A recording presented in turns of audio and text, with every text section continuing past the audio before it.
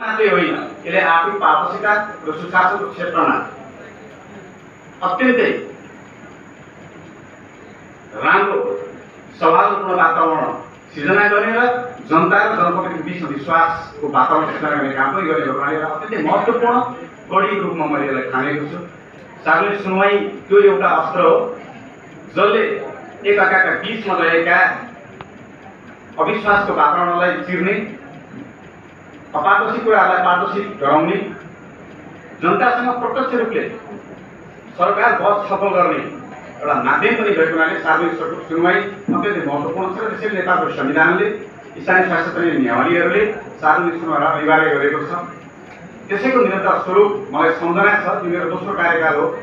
हामीले पहिलो कार्यकालबाटै निरन्तर रूपमा जनतासँग प्रत्यक्ष सार्वजनिक सुनवाई कार्यक्रमहरू आयोजना गर्ने गरेका छौँ। कतिपयले यो अलिक तितोको सामना गर्नुपर्छ, आफूले आयोजना गर्ने, आफूले मात्रै गाली खानुपर्ने, त्यसैले हामीले छोडिदिउँ भनेका कुराहरू थुप्रै सुन्न आउँछन्। तर त्यसो होइन, म त्यसो ठिक उल्टो बुझ्छु।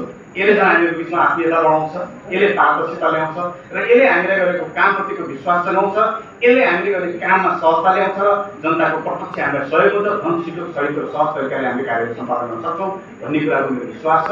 यही विश्वासलाई टेकेर प्रत्येक वर्ष वडा नम्बर 1 ले एउटा सार्वजनिक सुनवाई आयोजना गर्दै आएको यहाँ जानकारी गराउन चाहन्छु। म विषयवस्तुमा प्रवेश गर्न चाहन्छु।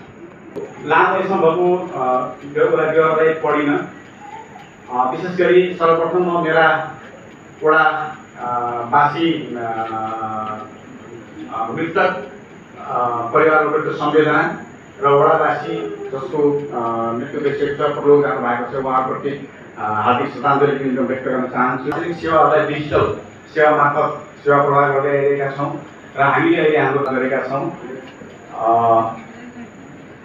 स्थानहरूमा माटो पठाउन तथा ग्रामीण बाटो निर्माण योजना भनेर हामीले